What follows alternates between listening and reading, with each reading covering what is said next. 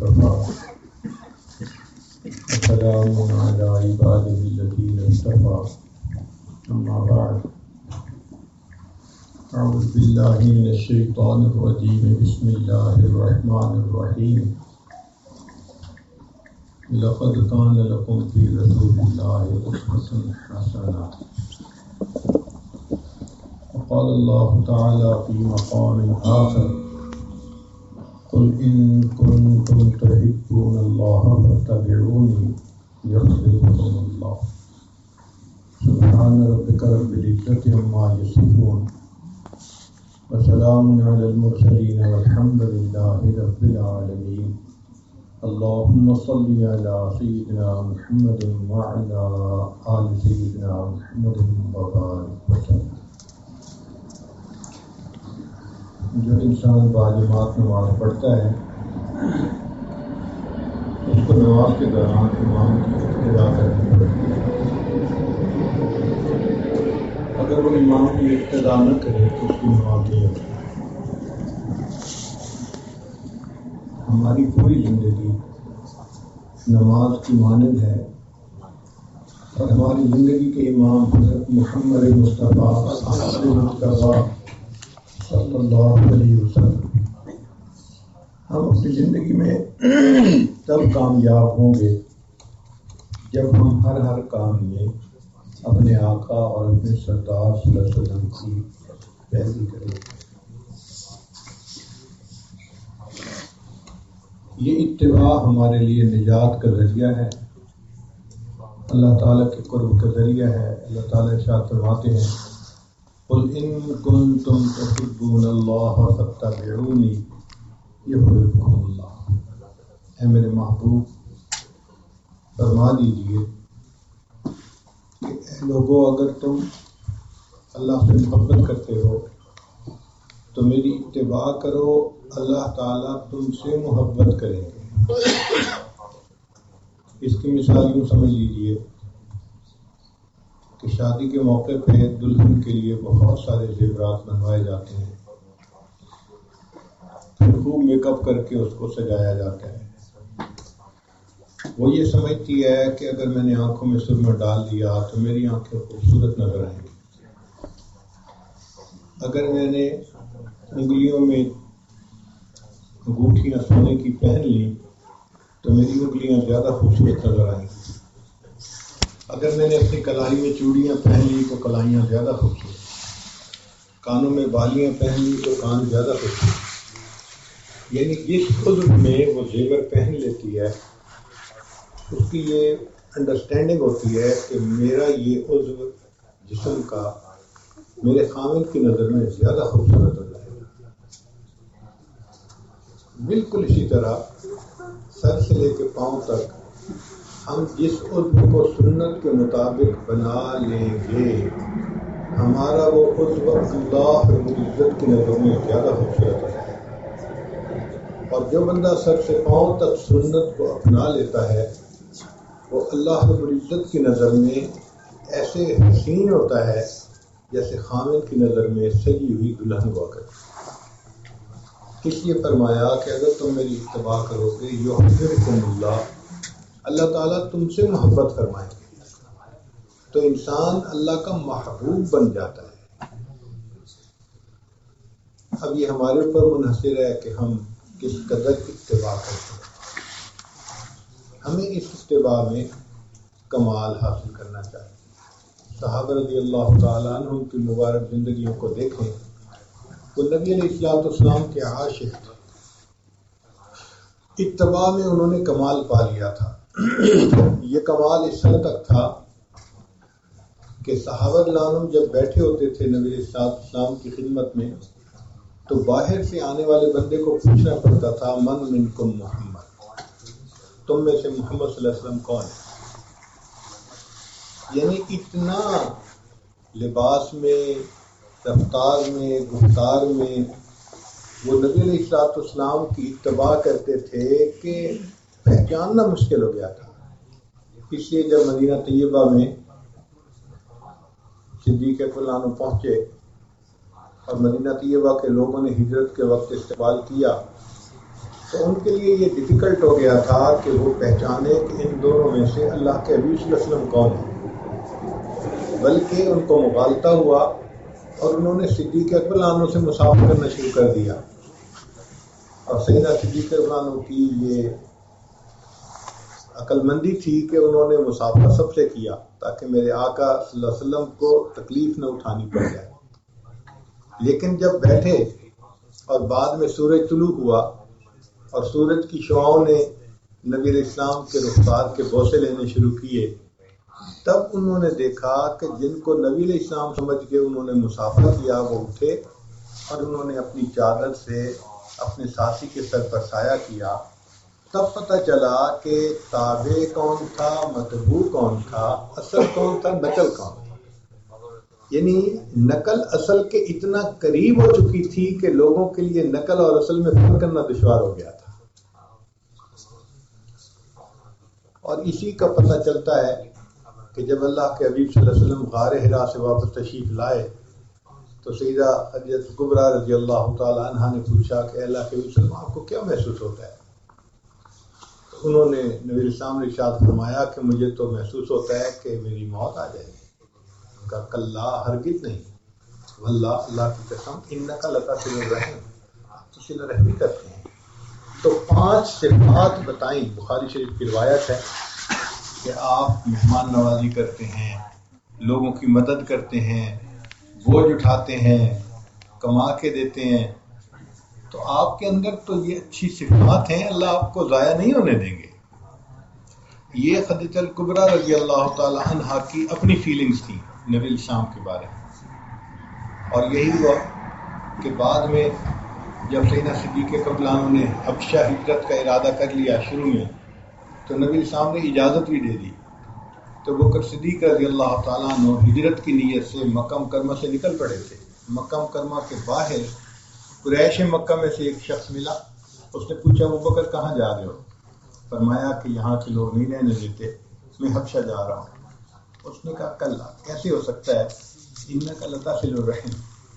جو الفاظ خدیجہ الکبریٰ رضی اللہ عنہا نے نبی الاسلام کے بارے میں کہے تھے، ہو بہو وہی الفاظ ایک کافر نے صدیق اکبر عنہ کے بارے میں کہے.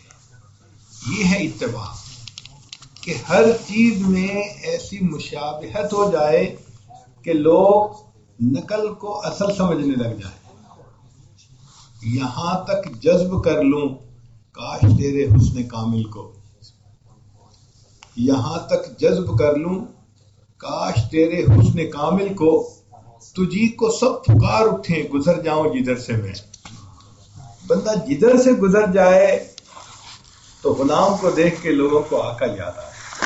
یہ اتباع کام ہے.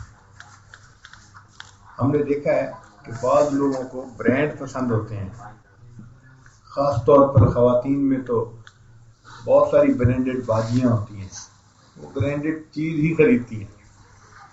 یوں سمجھ لیجئے کہ قیامت کے دن اللہ رب العزت بھی سنت برانڈ ہی کو قبول کرے. چنانچہ فرشتے ہر بندے کا نام اعمال دیکھیں گے، جو عمل سنت کے مطابق ہوگا اس کا برانڈ ٹھیک ہے، اچھا بھائی قبول، ایکسیپٹڈ. اور جو سنت کے خلاف ہوگا اسی کو ریجیکٹ کرتے جائیں. آج وقت ہے ہم اپنے اعمال کو سنت کے مطابق کریں. چنانچہ ایک بزرگ فرماتے ہیں کہ چھوٹی عمر کا واقعہ ہے کہ میں اپنے اسکول جایا کرتا تھا. راستے میں ایک بڑی عمر کی عورت تھی، وہ مجھے دیکھتی تھی تو مجھے پیار کرتی تھی اور مجھے کھانا کھلاتی تھی، بٹھاتی تھی، باتیں کرتی تھی اور جاتے ہوئے مجھے کچھ پیسے بھی دیتی تھی. تو میں ہمیشہ حیران ہوتا تھا کہ یہ بوڑھی عورت کیوں میرے ساتھ ایسا محبت کا سلوک کرتی ہے. تو ایک مرتبہ میں نے اس سے پوچھ لیا کہ اماں آپ مجھ سے کیوں اتنا پیار کرتی ہیں؟ تو اس کی آنکھوں میں آنسو آ گئے. کہنے لگی کہ میرا ایک بیٹا تھا جو بالکل تمہاری ہم شکل تھا. جب میں تمہیں دیکھتی ہوں مجھے اپنا بیٹا یاد آ جاتا ہے. میں کھلاتی پلاتی تمہیں ہوں مگر مجھے یوں محسوس ہوتا ہے میں اپنے بیٹے کو کھلا رہی ہوں، اس لیے میں تم سے محبت کا اظہار کرتی ہوں. تو بالکل اسی طرح جو شخص نبی علیہ السلام کی سنت کی اتباع کرتا ہے تو یوں سمجھیے کہ اس کو دیکھ کے اللہ رب العزت کو پیار آتا ہے کہ یہ میرے محبوب کی مشابہت رکھنے والا ہے. اس لیے وہ بندہ اللہ کا محبوب بن جاتا ہے۔ تو ہمیں چاہیے کہ ہم ہر چھوٹے بڑے عمل میں سنت کی اتباع کریں۔ امام مالک رحمۃ اللہ فرمایا کرتے تھے کہ سنت نبی صلی اللہ علیہ وسلم کشتی نوح کی مانند ہے، جو اس پر سوار ہو گیا وہ نجات پا گیا، اور جو سوار نہ ہوا وہ ہلاک ہو گیا۔ تو فتنوں سے بچنے کا سب سے آسان طریقہ ہر کام میں سنت کو اپنانا، ہر کام میں سنت کو تلاش کرنا، سنت کو اپنانا، سینے سے لگا لینا، یہ مومن کا شیوا ہوتا ہے۔ آپ کسی ماں کو کہیں نا کہ یہ تمہارے بیٹے کی تصویر ہے، پھر اس کو آگ میں ڈال دو، ماں کہے گی کیوں؟ میں نہیں ڈالتی۔ جو ماں اپنے بیٹے کی تصویر کو آگ میں ڈالنا پسند نہیں کرتی، تو جو شخص اللہ کے حبیب صلی اللہ علیہ وسلم کی مشابہت کو اپنائے گا، اللہ تعالیٰ کی رحمت قیامت کے دن اس کو جہنم میں ڈالنا کیسے پسند کرے؟ اس لیے ہمیں چاہیے کہ وضاقتہ میں، لباس میں، چال میں، ڈھال میں، ہر چیز میں، معاملات میں، عبادات میں، ہر کام میں سنت کی پیروی کریں۔ صحابہ کرام کو سنت کا کمال اتنا حاصل تھا۔ عبداللہ ابن عمر رضی اللہ تعالیٰ عنہ سفر پہ جا رہے ہیں، ایک جگہ رکے اور سواری سے نیچے اترے، پھر ذرا دور جا کے ایک درخت کے نیچے بیٹھے جیسے قضائے حاجت کے لیے بیٹھتے ہیں، اور تھوڑی دیر کے بعد واپس آ کے سواری پہ بیٹھے، بھائی چلو۔ ساتھیوں نے کہا جب آپ کو فراغت کی ضرورت نہیں تھی تو آپ کیوں رکے؟ آپ نے وقت ہمارا ضائع کیا۔ تو فرمانے لگے کہ مجھے ضرورت تو نہیں تھی، مگر میں نے اپنے آقا اور سردار صلی اللہ علیہ وسلم کے ساتھ سفر کیا تھا، میرے آقا صلی اللہ علیہ وسلم نے یہاں سواری روکی تھی، آپ تشریف لے گئے تھے، بیٹھے تھے، پھر واپس آئے تھے، میرا جی چاہا میں وہی کروں جو میرے آقا صلی اللہ علیہ وسلم نے کیا۔ محبت کا کمال دیکھیے کیا ہے۔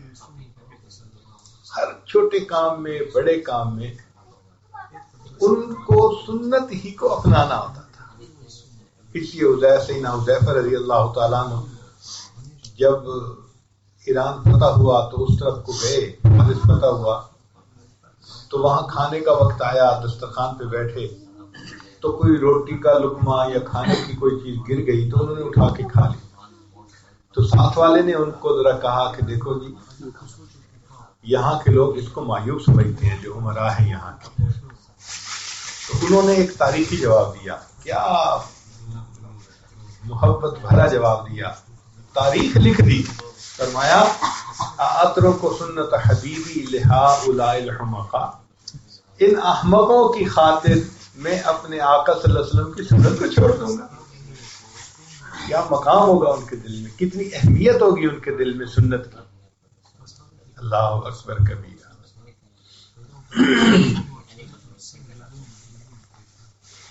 تو ہمیں بھی چاہیے کہ ہم مشابہت اختیار کریں، اس لیے کہ حدیث مبارکہ ہے من تشبہ بقوم فہو منہم، جس نے جس سے مشابہت اختیار کی وہ انہی کے ساتھ ہوگا۔ اور ہمیں قرآن پاک کی آیت سے بھی پتہ چلتا ہے کہ اللہ تعالیٰ نے حضرت موسیٰ علیہ السلام کو بھیجا تھا فرعون کی طرف، اور بائی نیم بھیجا تھا، اذهب الى فرعون انه طغى، لیکن فرعون کو ہدایت نہ ملی، ہدایت جو ہے وہ جادوگروں کو مل گئی۔ اس کی وجہ کیا بنی؟ وجہ یہ بنی کہ فرعون کے زمانے میں دستور یہ تھا کہ جب دو بندوں کا مقابلہ ہوتا تھا اور بادشاہ نے دیکھنا ہوتا تھا تو ان کو یونیفارم پہنائی جاتی تھی، یہ پروٹوکول تھا وہاں کا۔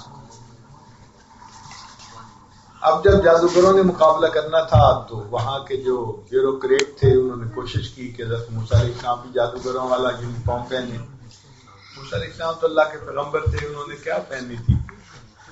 تو وہ تھک گئے، تو انہوں نے پھر راستہ نکالا کہ چلو یہ اگر نہیں پہنتے تو ہم جادوگروں کو ان جیسا جبہ پہنا دیتے ہیں، مشابہت تو ہو جائے گی نا کہ ایک جیسا لباس ہے۔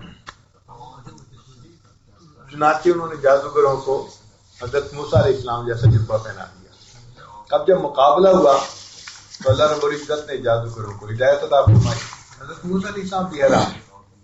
چنانچہ کوہ پر جانا ہوا تو سیدنا موسیٰ علیہ السلام نے پوچھا کہ اللہ آپ نے تو بھیجا تھا فرعون کی طرف، ہدایت جادوگروں کو مل گئی، تو فرمایا اے میرے پیارے پیغمبر اسلام، جب میں نے ہدایت کا فیصلہ کرنا چاہا تو میری رحمت نے اس کو پسند کیا کہ پہلے ہدایت ان کو دوں جن کو میرے نبی سے مشابہت زیادہ ہے۔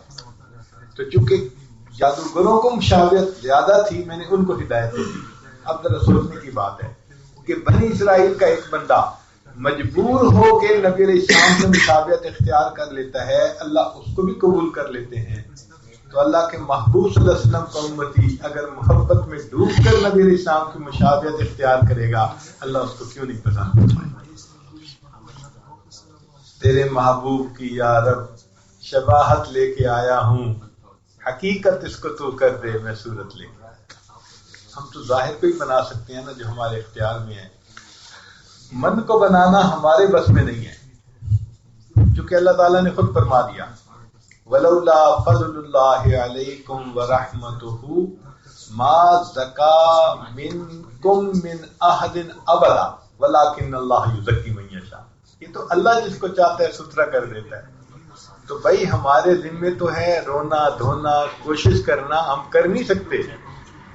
اس کی مثال یوں ہی سمجھ لیجئے کہ بچہ کھڑا ہوتا ہے تو باپ اشارہ کرتا ہے میری طرف آؤ، مگر باپ کو پتا ہوتا ہے کہ ابھی اس کو چلنا نہیں آتا، تو باپ بڑا ویجیلنٹ ہوتا ہے کہ یہ قدم اٹھائے گا، وہ گرنے نہیں دیتا بچے کو، بس یہ دیکھتا ہے کہ قدم اٹھانے کی کوشش کی یا نہیں۔ بچہ ایک قدم اٹھاتا ہے، تھوڑا ڈولتا ہے تو باپ اٹھا کے سینے سے لگا لیتا ہے۔ ہمارا بھی یہی معاملہ ہے، اللہ تعالیٰ دیکھنا چاہتے ہیں کہ میرے بندے نے کوشش کی یا نہیں کی۔ ہم اپنی طرف سے سنت کی اتباع کی کوشش کریں، ہر کام میں نبی علیہ السلام کے عمل کو اپنا جو ہے وہ مشعل راز بنائیں اور زندگی اس پر گزارنے کی کوشش کریں، پھر دیکھیں اللہ تعالیٰ جب اس طلب کو دیکھیں گے رحمت کی ایک نظر ڈالیں گے اور ایک نظر سے کام ہو جائے گا۔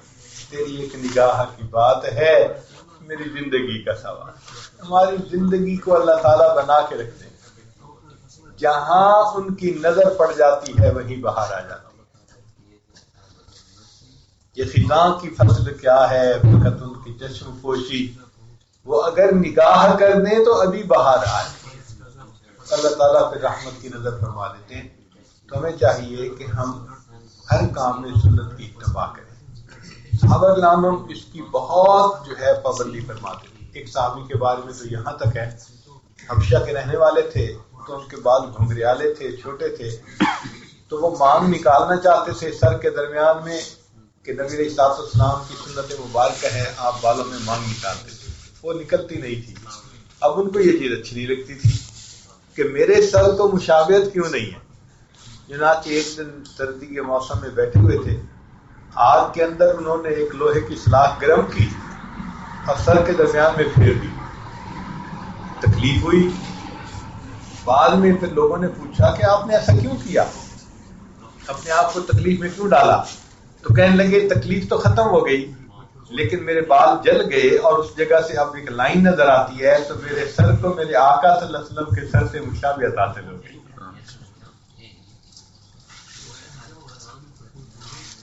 پھر یہ سلسلہ صحابہ اللہ عنہ سے آگے تابعین تبع تابعین میں اسی طرح چلا، اور امت کے جتنے اکابر تھے سب کے سب سنت کی اتباع والی زندگی گزارنے والے تھے۔ ایک ایک چیز میں وہ اس بات کا خیال رکھتے تھے۔ چنانچہ عبداللہ ابن مبارک رحمۃ اللہ علیہ امام اعظم ابو حنیفہ رحمۃ اللہ علیہ کے شاگردوں میں سے ہیں، جو ان کے 40 یعنی شاگرد تھے کہ جو مسائل کے استنباط میں ان کے ساتھ ہوتے تھے، ان میں سے ایک تھے۔ ان کے بارے میں ان کے ایک دوست تھے اسماعیل رحمۃ اللہ علیہ، وہ فرماتے ہیں کہ میں نے کئی سال عبداللہ ابن مبارک کی زندگی کو قریب سے دیکھا، میں نے کئی سال عبداللہ ابن مبارک کی زندگی کو قریب سے دیکھا، اور میں اس نتیجے پر پہنچا کہ عبداللہ ابن مبارک رحمۃ اللہ علیہ اور صحابہ اللہ میں صرف ایک فرق تھا، اور وہ فرق یہ تھا کہ عبداللہ ابن مبارک کو نبی علیہ السلام کے دیدار کی سعادت حاصل نہیں تھی، جبکہ صحابہ کو دیدار کی سعادت حاصل تھی۔ اس کے علاوہ صحابہ کی زندگی میں اور اس کی زندگی میں مجھے کوئی فرق نظر نہیں آتا. تو سوچئے کتنی اتباع کی ہوگی کہ ان کے قریب سالوں رہنے والا بندہ وہ یہ کہے کہ مجھے ان کی زندگی میں اور صحابہ کی زندگی میں کوئی فرق نظر نہیں آتا. یوں اتباع کی ہمارے اکابر. امام ربانی حضرت مجدد ثانی رحمۃ اللہ علیہ ہمارے اکابر سلسلہ میں سے ہے، بہت سنت کی اتباع فرماتے تھے. یہاں تک کہ ایک مرتبہ ناک میں درد تھا تو خادم کو کہا کہ بھئی کچھ لونگ لائی. وہ لونگ لے کے آیا تو دیکھا تو وہ وطر نہیں تھے، طاق عدد نہیں تھے، جفت تھے، یعنی 2 4 6 اس طرح سے تھے. تو فرمانے لگے کہ دیکھو ویسے تو یہ صوفی بنا پھرتا ہے اور اس کو یہ پتہ ہی نہیں کہ نبی علیہ السلام نے فرمایا اللہ وطر و یحب الوطر، اللہ تعالیٰ وطر ہیں، وطر کو پسند کرواتے ہیں. یعنی لونگ اٹھانے میں بھی وطر عدد لانے کا اہتمام کرنا چاہیے تھا. ذرا دیکھیے تو صحیح کہ کتنا ڈیپ ڈاؤن جا کے کس لیول تک وہ اس بات کا خیال کرتے تھے ہر چیز سنت کے مطابق. اللہ اکبر کبیرہ. اور اپنے مکتوبات میں تو عجیب وہ ایک عبارت لکھتے ہیں کہ ہمارے اکابر مشائخ شرع شریف کے نفیس موتیوں کو بچوں کی مانند وجد و حال کے جون و مویز کے بدلے نہیں دیتے. یعنی شرع شریف کے جو احکام ہیں ان کو نفیس موتی کہا، اور ذکر و سلوک کی جو کیفیات ہیں ان کو وجد و حال کا اخروٹ منقع کہا کہ یہ وجد اور حال کے اخروٹ منقع ہیں اور وہ تو شریعت کے نفیس موتی ہیں. وہ کہتے ہیں کہ نفیس موتیوں کو ہم وجد و حال کے بدلے نہیں دیتے. اس کی مثال ایسے ہی ہے، مولانا شیخ سعدی رحمۃ اللہ لکھتے ہیں کہ میری والدہ نے مجھے بچپن میں انگوٹھی بنا کے دی سونے کی، اور میں پہن کے باہر چلا گیا. باہر مجھے ٹھگ ملا تو ٹھگ نے مجھے بلایا اور بلا کے کہا کہ یہ کیا ہے؟ میں نے کہا انگوٹھی ہے. اس نے کہا اس کو چکھو. میں نے چکھا تو بے ذائقہ تھی. پھر اس کے پاس گڑ کی ڈلی تھی. اس نے کہا اس کو چکھو. جب میں نے چکھی تو بڑی میٹھی تھی. کہنے لگا اچھا میٹھی چیز دے لو پھیکی چیز دے دو. تو میں نے سونے کی انگوٹھی دے دی اور اس سے گڑ کی ڈلی لے لی. تو بچے تھے نا تو سونے کو گڑ کی ڈلی کے بدلے دے کے آ گئے. اسی طرح جو جاہل لوگ ہوتے ہیں وہ پھر شریعت کے احکام کو چھوڑ دیتے ہیں، وجد و حال کے پیچھے لگ جاتے ہیں. مگر امام صاحب فرماتے ہیں کہ ہمارے مشائخ شرع شریف کے نفیس موتیوں کو بچوں کی مانند وجد و حال کے جوز و مویز کے بدلے نہیں دیتے، نص فص کی طرف مائل نہیں ہوتے. یعنی نص قرآن و حدیث اور فص سے مراد خصوص الحکم تصوف کی کتاب ہے. نص فص کی طرف مائل نہیں ہوتے، فتوحات مدنیہ سے فتوحات مکیہ کی طرف تفاصیل کرتے ہیں. فتوحات مدنیہ حدیث مبارکہ اور فتوحات مکیہ تصوف کی کتاب ہے. یعنی جہاں تصوف کی کوئی بات حدیث سے ٹکرائے اس کو چھوڑ دیتے ہیں. اس سے دیکھیے کہ سنت کی کتنی عظمت ہے ان کے دلوں میں. فرماتے ہیں ہمارے مشائخ شرع شریف کے نفیس موتیوں کو بچوں کی مانند وجد و حال کے جوز و مویز کے بدلے نہیں دیتے، نص فص کی طرف مائل نہیں ہوتے، فتوحات مدنیہ سے فتوحات مکیہ کی طرف التفات نہیں کرتے. ان کا کارخانہ بلند ہے. ہمارے مشائخ کو اللہ نے بہت بلند سوچ دی ہے. وہ ہر کام میں شریعت کے احکام کو مقدم کرتے ہیں. اور یہی حال ہمارے اکابر علماء دیوبند کا تھا کہ وہ سنت کے عاشق تھے ہر کام میں. یہاں تک کہ حضرت مولانا محمد قاسم نانوتوی رحمۃ اللہ علیہ کے بارے میں رنگی نے اعلان کر دیا کہ ان کو گرفتار کرو تو پولیس پیچھے لگ گئی. حضرت کو پتا چلا. حضرت 3 دن تو روپوش رہے اور 3 دن کے بعد پھر مسجد میں آ گئے. لوگوں نے کہا کہ حضرت آپ اتنا جلدی پبلک پلیس پہ آ گئے، آپ کی پولیس لگی ہوئی ہے. تو فرمایا کہ میں نے اپنے آقا صلی اللہ علیہ وسلم کی مبارک زندگی کو دیکھا ہے. مجھے پوری زندگی میں 3 دن روپوشی کے غار ثور کے نظر آئے ہیں. میں نے 3 دن روپوشی اختیار کی سنت سمجھ کر. اور اب میں آ گیا ہوں، پکڑ کے بھی لے جائیں گے تو مجھے اپنی جان کی کوئی پرواہ نہیں۔ یعنی جان پہ کھیلنا آسان، مگر وہ حضرات سنت کو سینے سے لگائے رکھتے تھے۔ جب دارالدیوبند بنا تو دارالحدیث کے سامنے چھوٹا سا ایک باغیچہ بنایا گیا، تو حضرت مولانا قاسم نانوتوی رحمۃ اللہ نے وہاں پر گلاب کا ایک پودا لگوایا۔ روزانہ آتے اور مالی سے پوچھتے بھئی وہ پودا ٹھیک ہے نا، چل رہا ہے نا؟ ایک دن اس نے کہہ دیا کہ حضرت گلاب کا پودا ہی ہے نا، کیا ہے جو روز اسی کے بارے میں آ کے پوچھتے ہیں؟ تو فرمانے لگے ہاں میں نے کتابوں میں پڑھا ہے کہ اللہ کے حبیب صلی اللہ علیہ وسلم کے جسم اطہر سے جو خوشبو آتی تھی تو گلاب کی خوشبو اس کے سب سے زیادہ قریب ہے۔ میں نے اس نیت سے گلاب کا پودا لگوایا کہ وہ خوشبو مجھے یہاں سے آیا کرے گی۔ حضرت مولانا حسین مدنی رحمۃ اللہ علیہ جب مدینہ طیبہ سے واپس گئے تو انہوں نے دارالعلوم کے اندر جا کے کتابیں پڑھانی شروع کی، تو انہوں نے وہاں پر کیکر کا درخت لگایا۔ اب باغیچے میں کیکر کا درخت تو کوئی نہیں لگاتا، کیکر میں تو کانٹے ہوتے ہیں، اور کیکر کا درخت لگوایا اور اس کی خیال رکھتے تھے اور پتہ کرتے تھے۔ تو کسی نے کہا کہ حضرت یہ کانٹے والا درخت بھی کوئی لگوانے کی چیز ہے؟ فرمایا ہاں میں نے اس لیے لگوایا ہے کہ نبی علیہ السلام نے جس درخت کے نیچے بیعت لی تھی، جس کو بیعت رضوان کہتے ہیں، وہ کیکر کا درخت تھا۔ یہ کیکر کا درخت اگے گا اور میں آتے جاتے اس درخت کو دیکھ کر بیعت رضوان کو یاد کیا کروں۔ اس سے اندازہ لگائیے کہ ہمارے ان اکابر کے دلوں میں سنت کی کتنی اہمیت تھی، اور وہ کس طرح ہر کام میں نبی علیہ السلام کی سنت کا خیال رکھنے والے تھے۔ چنانچہ ہمیں بھی چاہیے کہ ہم سنت کو اپنائیں اگر ہم کامیاب زندگی پانا چاہتے ہیں۔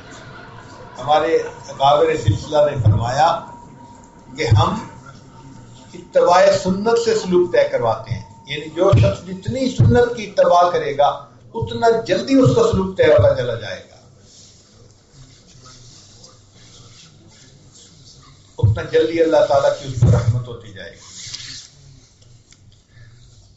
اور ویسے بھی ہمارے آقا اور سردار صلی اللہ علیہ وسلم کا ہمارے اوپر حق ہے، جب وہ ہمارے سردار ہیں اور ہم ان کے غلام ہیں تو غلام کو تو چاہیے کہ ہر کام میں اپنے آقا کی پیروی کرے۔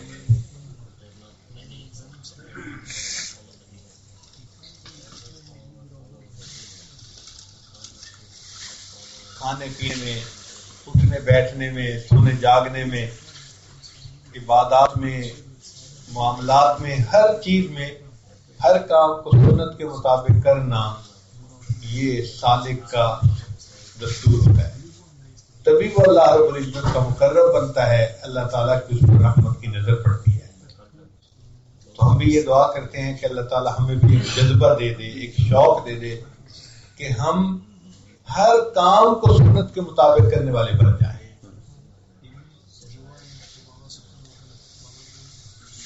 آج ہمارے گھروں کا کیا حال ہے؟ ہم کتنا سنت کا خیال کرتے ہیں؟ ہم نے خود یہ دیکھا ہے کہ 1 روپے کا بلب اگر ٹوٹ جائے تو ماں غصے میں تھپڑ لگا دیتی ہے، اور وہی بچہ اگر سنت کو توڑ دے تو ماں کو احساس نہیں ہوتا۔ اس کا مطلب یہ کہ ہم نے سنت کی قدر 1 روپے کے برابر بھی نہ کی۔ اس لیے آج ہمارے گھر، گلی کوچہ بازار سنت کی مذبحگاہیں بن چکی ہیں۔ ہم خود بھی توڑتے ہیں، ہمارے عزیز اقارب بھی ان سنتوں کو توڑتے ہیں، اور اس پر غم کھانے والا کوئی نظر نہیں آتا۔ یہ احساس نہیں ہوتا کہ ہمارے گھر میں یہ عمل سنت کے خلاف کیوں ہوا ہے۔ کاش کہ یہ درد ہمارے اندر پیدا ہو جاتی، ہمیں دکھ ہوتا سنت کے ٹوٹنے میں۔ کہتے ہیں کہ ایک شاعر نے کچھ اشعار لکھے تھے فارسی کے، تو کسی ایرانی بزرگ نے پڑھے تو ان کو اچھے لگے۔ انہوں نے کہا کہ ہم بے دل کو جا کر دیکھیں گے، اس نے شعر بڑے اچھے لکھے ہیں۔ جب آ کے ملے اس کو تو دیکھا کہ وہ مرزا بے دل جو تھے یا جو بھی شاعر تھے وہ بیٹھے ہوئے شیو کروا رہے تھے۔ تو انہوں نے جیسے ہی دیکھا تو دیکھتے ہی ان کے دل سے ایک آہ نکلی۔ تو جب آہ نکلی تو شاعر نے کہا کہ ریش میں تراشی دل سے نہ خراشی کہ میں یہ داڑھی کو تراش رہا ہوں، کسی کے دل کو نہیں خراش کر رہا. تو انہوں نے کہا اللہ کے بندے دل رسول اللہ صلی اللہ علیہ وسلم میں خراش کہ تو کسی عام دل کو نہیں تکلیف پہنچا رہا، اللہ کے حبیب صلی اللہ علیہ وسلم کے دل کو تو تکلیف پہنچا رہا ہے.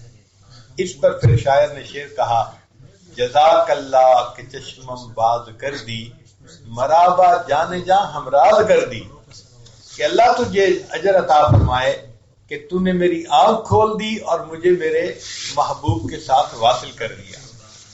کہتے ہیں کہ بزرگ تھے 1,00,000 مرتبہ دروشی پڑھ کر انہوں نے نبی علیہ السلام کی خدمت میں بھیجا تو خواب میں نبی علیہ السلام کی زیارت نصیب ہوئی. مگر زیارت جب نصیب ہوئی تو انہوں نے دیکھا کہ نبی علیہ السلام کے چہرہ غمزدہ ہے اور سینے انور پہ کچھ نشانات ہیں زخم کے. تو پوچھا اے اللہ کے حبیب صلی اللہ علیہ وسلم یہ سینے اتھر پہ کیسے زخم کے نشان ہیں؟ فرمایا کہ یہ وہ لوگ ہیں جو میرا ہونے کا دعویٰ کرتے ہیں اور میری سنت کے خلاف عمل کرتے ہیں، ان کے اعمال کی وجہ سے مجھے سینے پہ زخم لگے. اور واقعی بات تو یہ ہے کہ پرایا اگر تکلیف دے تو اتنا دکھ نہیں ہوتا، اپنا جب دیتا ہے تو زیادہ دکھ ہوتا ہے.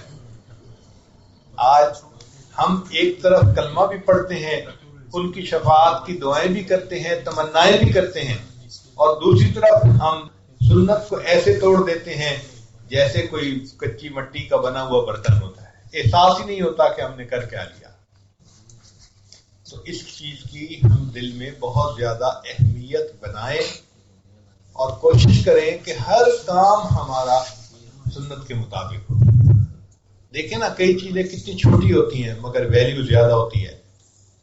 اب یہ جو ڈائمنڈ ہے 1 کیرٹ 2 کیرٹ کا کسی کے بندے کے ہتھیلی پہ رکھ دیا جائے تو اس کو پتہ بھی نہ چلے کہ کوئی چیز ہتھیلی پہ رکھی بھی گئی ہے یا نہیں، اتنا ہلکا ہوتا ہے. 1 کیرٹ 2 کیرٹ کا قیمت دیکھو تو لاکھوں میں. اسی طرح سنت دیکھنے میں چھوٹی کیوں نہ نظر آئے مگر اللہ رب العزت کے ہاں اس کی نظر کروڑوں میں ہوتی ہے. اور قیامت کے دن جو بندہ سنت کو لے کر جائے گا اس کے لیے تو جنت کے سب دروازے کھول دیے جائیں گے. تو ہمارے لیے یہ نجات کا ذریعہ ہے، برکات کا ذریعہ ہے، اللہ تعالیٰ کے قرب کا ذریعہ ہے، نبی علیہ السلام کی شفاعت ملنے کا ذریعہ ہے. اور جو لوگ سنت کی قدر نہیں کریں گے قیامت کے دن ان کو شفاعت نصیب نہیں ہوگی.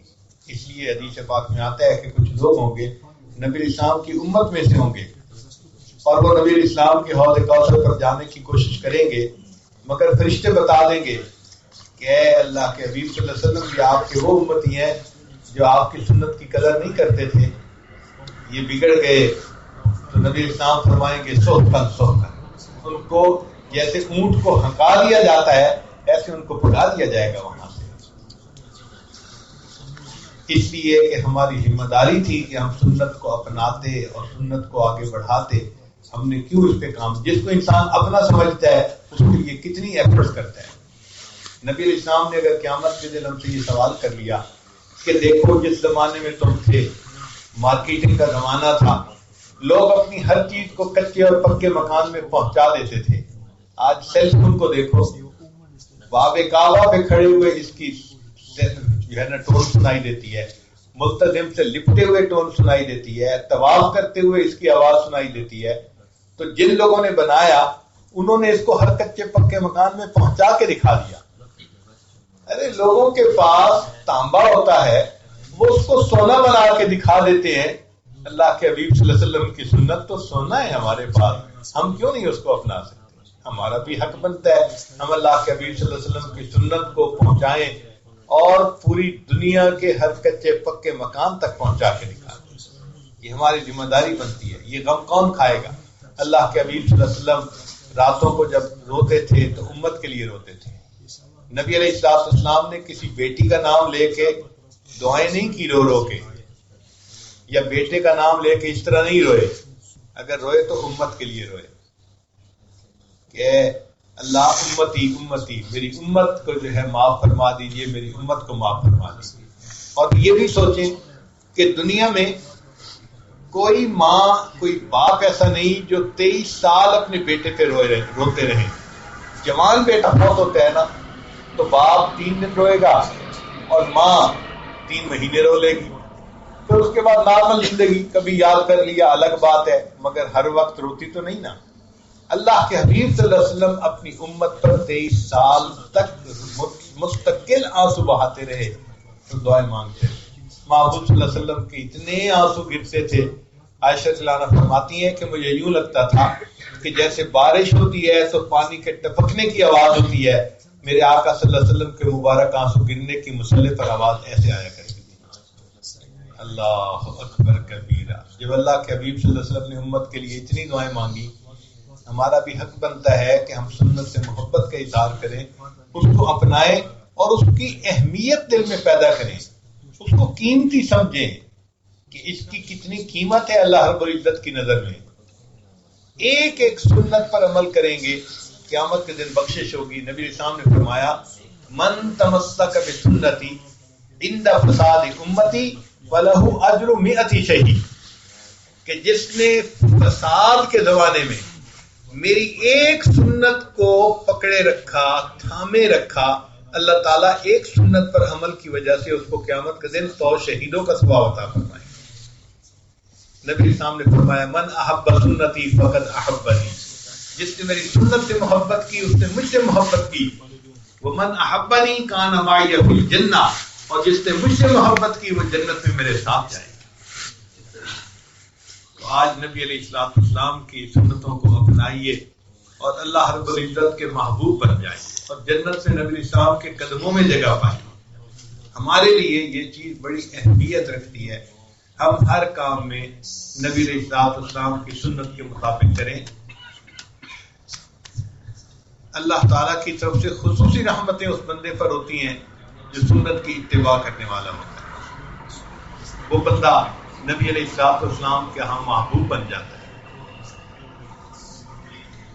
ہر چھوٹے عمل میں، بڑے عمل میں سنت کو اپنانا، سنت کے لیے اس طرح تلاش کریں جس طرح کوئی پیاسا بندہ صحرا میں پانی کا متلاشی ہوتا ہے، ایسے میں بس سنت کی تلاش رہے ہر وقت، اور جہاں پتہ چلے کہ یہ نبی علیہ السلام کی سنت ہے فوراً اس کو لگائیں، سینے سے لگا لیں اس کو اور اسی پر زندگی گزاریں۔ پھر دیکھیں اللہ رب العزت کی کیسے رحمت ہوگی، اللہ تعالیٰ کے حبیب صلی اللہ علیہ وسلم کے ہاں کیسی قبولیت ہوگی۔ تو اللہ تعالیٰ سے دعائیں بھی مانگیں۔ امام ربانی حضرت مجدد سنی رحمۃ اللہ نے لکھا ہے اپنے مکتوبات میں کہ عام لوگ سنت کی اتباع فقط ظاہر تک محدود کر دیتے ہیں کہ ظاہر کی وضاحت اور ظاہر کے لین دین، اٹھنا بیٹھنا یہ اگر سنت کے مطابق ہو تو فرماتے ہیں کہ یہ سنت ہے، فرماتے ہیں کہ نہیں، یہ پہلا قدم ہے، اس کے بعد اگلا قدم، پھر اگلا قدم۔ انہوں نے 7 درجے لکھے ہیں سنت کی اتباع کے، اس میں وہ کہتے ہیں کہ اصل سنت کی اتباع یہ ہے کہ ظاہر تو سنت کے مطابق ہو ہی صحیح، انسان کی عادات، اخلاق، اطوار، ہر چیز، حتیٰ کہ نماز بھی سنت کے مطابق پڑھنے والا بن جائے، تلاوت بھی اس کے مطابق کرے، یعنی اس کے اندر کی جو کوالٹیز ہیں وہ بھی سنت کے مطابق بن جائیں۔ وہ فرماتے ہیں کہ یہ اتباع میں کمال ہے کہ انسان کو وہ توکل، تسلیم، رضا کی کیفیت حاصل ہو جو اللہ کے حبیب صلی اللہ علیہ وسلم کو حاصل ہے۔ اس مکتوب کو پڑھے تو یوں محسوس ہوتا ہے کہ ہمیں تو اتباع سنت کی ابھی سمجھ ہی نہیں، ہم تو بچے ہیں، ابتدا میں ہی بھاگے پھر رہے ہیں۔ ہم تو یہی سمجھتے ہیں کہ بس پانی اس طرح پی لینا چاہیے، کھانا اس طرح کھا لینا چاہیے، کھاؤ پیو، لوگ جو ہیں بس کھانے پینے تک ہی ہماری عقل کام کرتی ہے۔ حالانکہ اس کے اوپر اپنی عبادات کو بھی سنت کے مطابق بنانا، معاملات کو بھی سنت کے مطابق بنانا، یہ اصل سنت کی اتباع ہے کہ پوری زندگی سنت کے مطابق بن جائے، اور وہ بن جاتی ہے جب انسان اس پر محنت کرتا ہے۔ اللہ رب العزت اس کے لیے یہ کام آسان فرما دیتے ہیں۔ نبی علیہ السلام ہمارے محسن ہیں، انہوں نے ہمیں اللہ تعالیٰ تک پہنچنے کی راہ دکھائی، اس سے بڑا احسان اور کیا ہو سکتا ہے؟ سچی بات تو یہ ہے ساری زندگی ہم اللہ کے حبیب صلی اللہ علیہ وسلم کا احسان کا شکر ادا کرتے رہے، ہم نہیں کر سکتے۔ وہ جو شیریں سخنی ہے میرے مکی مدنی، تیرے ہونٹوں سے چھنی ہے میرے مکی مدنی۔ وہ جو شیریں سخنی ہے میرے مکی مدنی، تیرے ہونٹوں سے چھنی ہے میرے مکی مدنی۔ تیرا پھیلاؤ بہت ہے، تیرا قامت ہے بلند، تیری چھاؤ بھی گھنی ہے میرے مکی مدنی۔ نسل در نسل تیری ذات کے مقرود ہیں ہم، تو غنی ابن غنی ہے میرے مکی مدنی۔ اللہ کے حبیب صلی اللہ علیہ وسلم ہمارے محسن انسانیت ہیں۔ اگر وہ ہمیں نہ بتاتے، ہمیں کون بتاتا کہ اللہ رب العزت تک پہنچنے کا راستہ کون سا ہے؟ یہ اللہ کے محبوب صلی اللہ علیہ وسلم نے بتلایا۔ ہم ان کے احسان مند ہیں۔ اب ان کا ساتھ نسبت رکھنے والا عمل ہو اور ہم اس کو وقی نہ سمجھیں تو ہم ان کے غلام کیسے کہلائیں گے؟ اس لیے سنت کی عظمت دل میں پیدا کیجئے، وقت دل میں پیدا کیجئے، اہمیت دل میں پیدا کیجئے۔ اتنی اہمیت ہو کہ اللہ رب العزت کو اس پر پیار آ جائے کہ میرے محبوب صلی اللہ علیہ وسلم کی اس بات پر عمل کرنے کے لیے یہ کتنی کوشش میں لگا ہوا ہے۔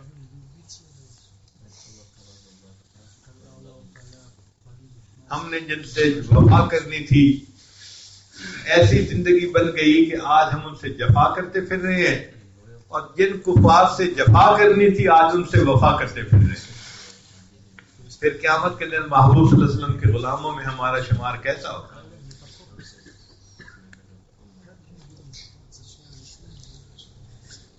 تو آج کی اس مجلس میں دلوں میں یہ نیت کر لیجئے کہ ہم نے اس بارے میں بہت غفلت کی، زندگی کا بہت وقت ضائع کر لیا۔